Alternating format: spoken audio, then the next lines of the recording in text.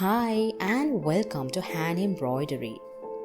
Subscribe to our YouTube channel. Press the bell icon on YouTube app and never miss any update. Here you will find variations of weaving stitch.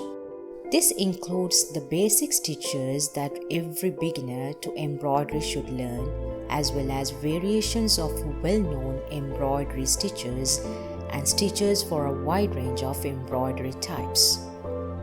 Work your way through the list until you've mastered them all.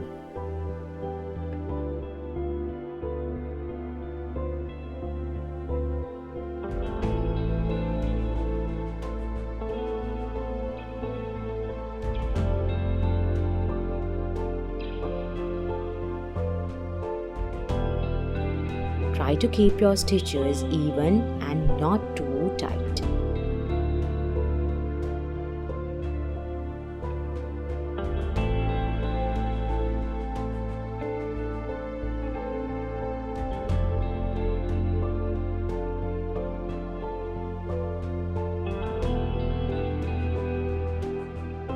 Needles come in lots of different shapes and sizes. It can be confusing trying to understand which to use. It is important to have a basic understanding because certain needles achieve different results. The three main types of needles used for embroidery have longer eyes than those used for plain sewing. This makes them easier to thread, particularly when using more than one strand of floss. All three needles come in a range of sizes where the higher the number, the thinner or smaller the needle. Depending on the size of floss being used, the correct size needle can be used to create the appropriate stitch and leave a minimum size hole once you move the needle through the fabric.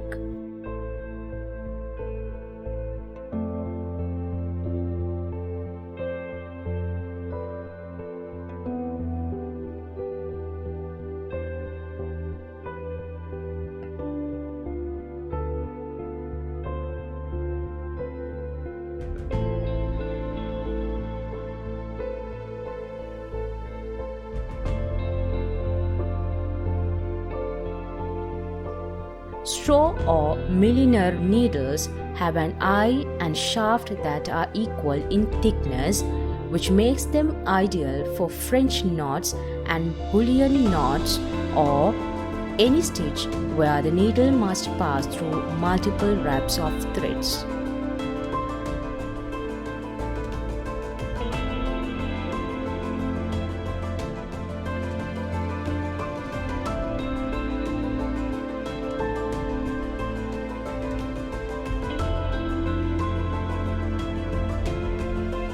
Tapestry needles have long eyes and blunt points. They are used for countered work, drawn thread work, canvas work, or other types of needlework in which the point of the needle is not meant to pierce the fabric threads. The blunt tip of the needle helps us avoid snagging the foundation stitches.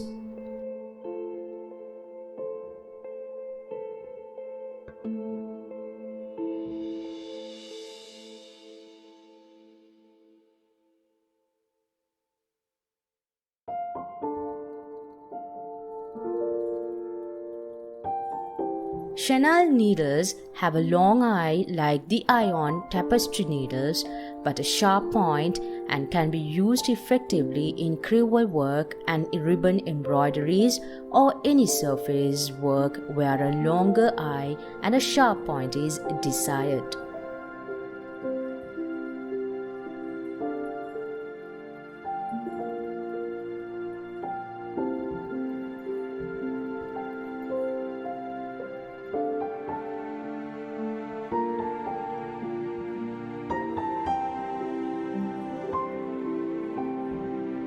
The most important tip I can pass on is bullion and cast on stitches should be wrapped loosely on the needle.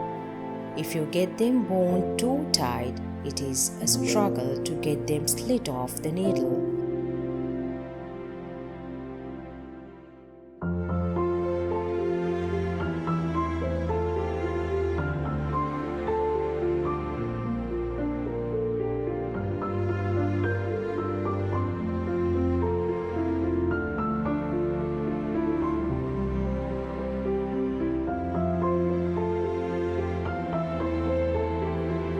you want thicker bullions, you need a thicker weight of thread. You can't make the bullion any thicker by adding more wraps. Here is a sanity saver. When you have finished your bullion or cast on stitch, make a knot on the back to secure that bullion. Sometimes bullions get so tight that they will burst open and it will unravel your work back to the last knot.